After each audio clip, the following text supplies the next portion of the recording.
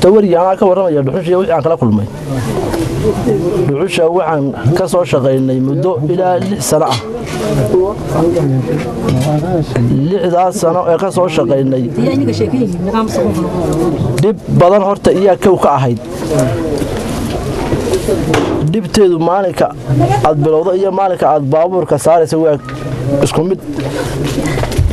marxalad waxa soo maraysa garaac baad ka soo bilaabaysaa qoriga oo degta ku ururiso waxaad ku xusaysaa qoriga oo adaba isku rasayso waxaad ku xusaysaa khashinka xooluhu daaqaan ee geel caleemeedka loo yaqaano amba tigaadaba oo kaymaha ka soo gurto oo saarto waxaad ku xusaysaa ciid oo saarto dabkood ku tuurto dul joogto muddo ilaa 10 cisho ah tobanka cisho markaad dul joogto dawaanadii doonato aad soo qaadato tobanka cisho wixii aad qabtay iyo intii aad garaacaysay iyo ay kala bateen wixii meesha kaaga soo baxay waxay kaloo yeelatay geedkii aad galli hore harsatay oo gallikii dambana dab ka saartay dabada oo tabadeedna gudin shaaldo intoo la dul timaado aad intaa u goyso waa kaad gallikii hore harsatay kii xooluhu daaqayeen iyo waxaan waadiga soo dhaafay kii aad harsanaysay u yimid daynkii ay ku gelisay daayo day ka bixisana bilaasana kii soo galay hadaa la nagu leeyahay maanta oo ka joogno dadka in badan way ka jeesatay waxay hayd bay ka ogaatay waxay nolol nooshan dhaataa raadina ilaahay khayraadka dhulka ay jeesana leeyahay waa loo jeestay oo waa la qotaa shajab fi amal xagga ilaahay ka sugaynaa wali waxa naga iibsoo naga meel ma jiro laakiin se waa shajab fi awayna waa sugaynaa waka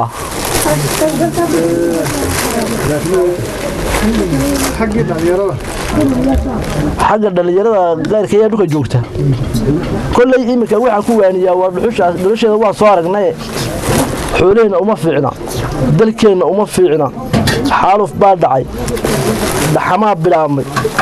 koobkii hiigta ay soo jiideen dhirtuba meesha ka baxay kullay ka jeesto khayraadada kale u jeesta waa ku wariya dhalinyarta waalaha wixii aan la kulmo waxa manaafacaado nooga kordhay intaas inaan ka shaqeynay hortanu imka oon ka haynaa mid waxaan xaalu fahayn yaa waxa kuugu cajab badnaa intii aad ka shaqeynaysaa darag waxyaalaha waxa ugu cajab badnaa waxa kamid aha aniga waxa weey si fiican u shaqeeyay oo baashi waxa weey diyaariyay oo waxa weey jawaanadii ku goray oo diyaariyo ka tagay ayaan gaari soo kaxaystay meeshii baan ugu imtay toogbatay waxa la wax meel ka hortana ma garan waay waxyaalaha igu amkaaga badnaa kamid ahay hatta sababta waxyaalaha qasaarihii marka ay igu daraabay waxyaalaha kale la yaabay waxa kamid aha ninka halkan xooluhu leeyahay u deerinaya halkan ka deerinaya geedkii oo xooluhu isdaaqayeen ay waxa dabka gelinaya neefkii geedkii daaqaya ku dhacaya oo ka carraysa waxyaalaha ugu cajab badan baa hid aan la yaabay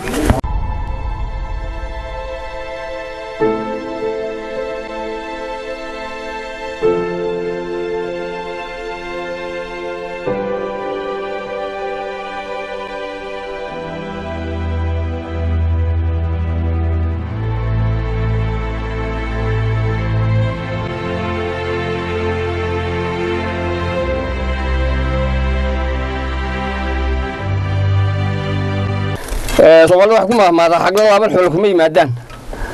haddii aan nafta la dhibinna waxba lama gaarayo dhalinyarada Soomaaliland dhammaan waxaan kula talinayaa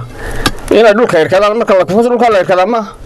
inay dhulka irkadaan wax kala soo baxaan kuwa dhuxusha shidana waxaan kula talinayaa inay geedaha iska nabad geliyaan hadday badda tagaan kalluun way helayaan hadday dhulkooga qodaana macdan ba ka buuxda ka gees marka waxaan kula talinayaa inay macdantaa qotaan badooda kalluun doontaan nafta haydaarta ka daayaan iyo meydku ogaacisho walba meel boqolaal baa ku dhintay leeyihiin xataa haysata intaasaan kula talinaya adeer cirka ka muuqata daadaadu waa imse jir baa qiyaasa 60 iyo ka badan